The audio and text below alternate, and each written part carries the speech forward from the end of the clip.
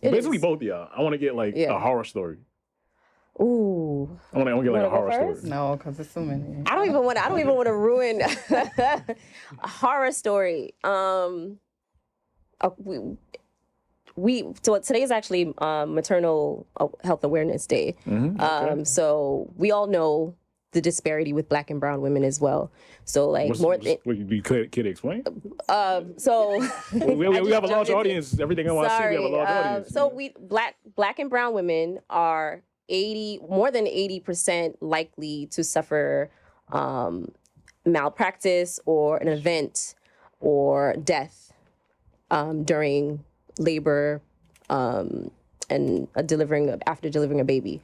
So we normally equate that to basically disparity. Predominantly, we know that nursing and we make up a certain population in Brooklyn, in New York, and it's Caribbean people, but you step out of that, we're only like 9%. So nurses are really, Black nurses, brown nurses, we only make up like 9% of the national organization. Yeah. That's what a lot of people don't know. I didn't know that. So we look at that, and there's not enough of us in maternity. There's not. If I go to work which I have done an assignment at LIJ, a travel assignment, and have only been the only Black nurse. So you have to now advocate for if you have a Black patient, if they're in pain, where a white nurse they would think that you're tolerating pain a different way, and you can come in and be like, no, she's really in pain. You understand. And you understand. I don't want to say all white nurses. This is not obsolete, but I'm just saying in general, it is a big issue, and it's getting worse because it was safer to have a baby in the 90s than it is now. Oh, really? Wow. Yes. This is some new information you're giving me right now. Yes. We learned something new tonight. I didn't know about any of this. Yeah. So because women don't feel safe in hospitals, and they decide to deliver at home. So sometimes it doesn't pan out, and you do need an emergency hospital on your on the back end, just in case it doesn't go well. And you also have to be a candidate to deliver at home. So this woman, she was laboring at home for how many some odd days. She broke her water. So essentially when you break your water, you're kind of prone to infection.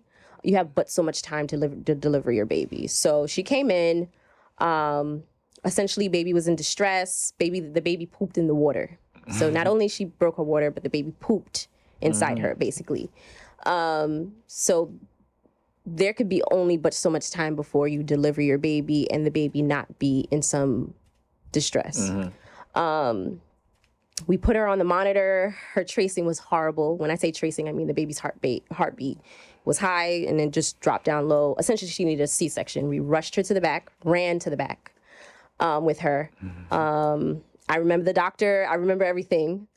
And she was so fixated on delivering her baby at home. And she was so fixated on the fact that she didn't want to be in the hospital. She really didn't listen to us. So it was a lot of like, miss, like, we really are trying to get this baby out. We really need you to cooperate. Like, you're about to lose your baby. Essentially, it was so much poop in the water, meconium, that the baby inhaled it. Lungs were filled with it, and her baby passed. Oh. Really? Yes. So essentially, they, gather all of the staff that was involved, and they told us that she lost her baby. A few hours later, the baby was transferred to Bellevue. They tried to take out the poop and meconium, I should say, and it didn't help.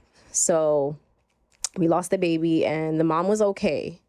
But yeah. The baby just baby suffered. Baby passed. That's a sad story, definitely. But as far as horrific, I mean, you don't really think horrific. It's just sad. Like, I never really say like horrific. I've been in C-sections where people are minutes to like mom and baby are like minutes to dying. That typically happens when they have like triplets and multiple babies at the same time. It depends. It depends. It could be something we have like if you rupture too quickly, or someone like a cord prolapse, like which is basically the umbilical cord just comes down so fast with the baby, past the baby, and if you feel that, that's like it's an emergency, and the baby's heart rate just drops.